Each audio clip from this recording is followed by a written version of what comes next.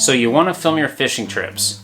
Well, let me start out by telling you it's not an easy process. But first, let me explain to you how I got started filming my fishing trips. I'm an avid steelheader. It's my #1 passion. The rivers I fish here in Oregon are primarily native rivers, and I fish alone a lot. So I'd have these incredible fights with these beautiful fish, and I'd release them without even a photo. I didn't want to even take a chance to take them out of the water and monkey around with the camera to try to get a photo of them. So in 2012, I bought a GoPro Hero 2.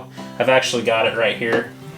So I started filming, but what I found out is I just had a bunch of footage and I really didn't have anything to do with it. I had a Dell computer, I think it had an 80 gigabyte hard drive. I ended up with all this footage and didn't have any way to edit or do anything with it. So in 2016, I bought this iMac. It's a 27-inch monitor, 5K resolution. But anyway, if you are going to film fishing, you have to have some way to store and edit your footage. If you're gonna film fishing, probably the best camera to get for that is a GoPro. And I have some of my equipment right here. For instance, let's start out with just the camera that I use primarily. This is a GoPro Hero 5 Black. It's been working flawlessly. Once this thing quits working, I'm just gonna buy the newest GoPro, and that's kind of what I've been doing. So this particular GoPro is on a chesty mount, but there's all different types of mounts that you can get for these Hero cameras. Like for instance, you'll see some of my videos, I'm wearing these hats. I know it looks kind of goofy. What's great about it is if you wear a headband like this, you end up having to put it over your hat like this. And what ends up happening is it ends up pushing in on your head, and throughout the day, it just kind of gives you a headache. So these are okay, but I would recommend one of these. All of these parts, I'm gonna take the work out of it for you. I put them in the links below for whether it's Amazon, Cabela's, wherever I get this gear, I'm just gonna link it below. So just go down to my description field and I'll explain it down there. Another mount that you might consider, if you've seen some of my footage where I have my chest pack with a camera mounted on it, I actually use one of these, and this is a very universal mount. You can use it for like this, like I put it on my chest pack, and I'll show you real quick. Stand by. So my chest pack here, my Umpqua pack, it's an Outlook 500. It's got this strap on the front. I just put it on just like that. The only thing I would tell you about having a mount like this, especially Risco's the biggest violator, it's really easy to be, when you're fighting a fish, to be hitting that, and it just destroys the audio quality.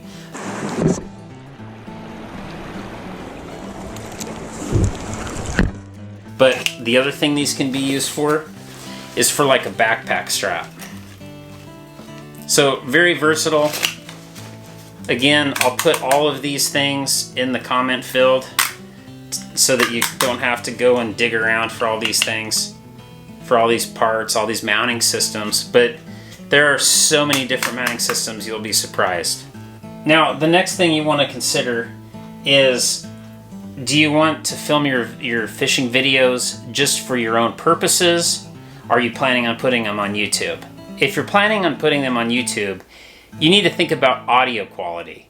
What you'll notice is, like a camera like this.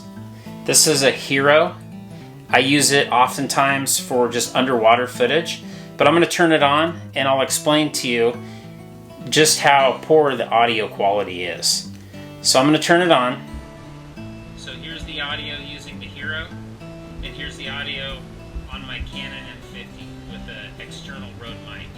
So here's the audio using the Hero, and here's the audio on my Canon M50 with an external Rode mic. These are great for getting underwater footage. Like I have this one here on a selfie stick. So you'll see underwater footage on some of my films, and this is what we're using to get that underwater footage. This one here, I believe it goes to 4 feet. It just telescopes out like that. And I just dip that under the water. Now when I'm filming, what you'll notice is oftentimes I have a body-worn GoPro, whether it's a chesty or it's on one of these hats like this, because I want the perspective of me fishing. But then what I'll do is I'll have a second camera oftentimes on a tripod. Like this is just a little mini tripod to kind of show you. Or I have some sort of a contraption like this that I hook onto my pontoon boat or my drift boat or whatever it be. And then I have a secondary camera that's getting the overall footage of what's going on. Now, GoPros are waterproof. However, if you want to add external microphones, you have to get a microphone adapter, and it requires you to remove the door on the GoPro. So at this point, it's no longer waterproof. But I can tell you, and I'll turn this on to kind of show you the difference. So this is the audio quality of my Hero 5 with the microphone adapter and a Rode external microphone.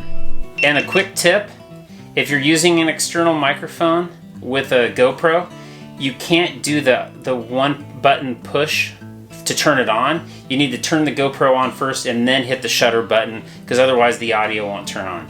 But this particular GoPro, it's another Hero 5. So what I'm gonna do is in the description field below, I'm gonna put together one of these kits just so that you know all the parts that you need. To add the external audio to the GoPro, what you need is you need a microphone adapter, which goes inside this housing. The housing itself is, I think, 16 bucks. Where they get you, GoPro's microphone adapter is 50 bucks. This Rode microphone goes anywhere from $50 to $60. And then this is just a little handheld tripod. But this, you'll see, and I'll add some video, you can take this off and add it to a full-size tripod, just like so. Or, if you watched my Surf Perch Rage 2 video, I actually put this camera system on this adapter and just had it hooked on the boat. So my motto is, if I'm fishing, I'm filming.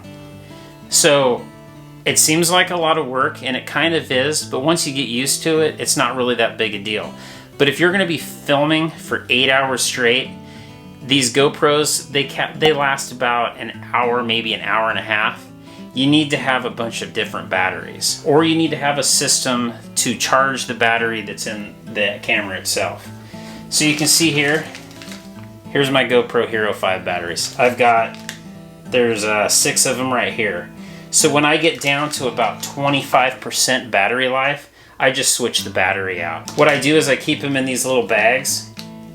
Once I change it out, I just put it back in upside down. That way I know which batteries I need to recharge. So another quick tip, if you use an external power pack, like this one here, and you plug in a charging cord to one of the USB ports, then what you can do, if you're using one of these GoPros that has the external microphone, the adapter actually has a charging port. Plug that in, and you'll see, and I'll put a video right up over here, I actually will just put this in some sort of a bag or just somehow store this on my tripod. That way I never have to change the battery in this camera. It just continuously charges the battery. The Hero 5 Blacks that I use 128 gigabyte micro SDs in them. And running 4K, you get about 4.5 hours. So if you're enjoying my videos, make sure to hit subscribe, turn on the notification bell. It doesn't cost you anything, and it lets YouTube know I'm doing something right.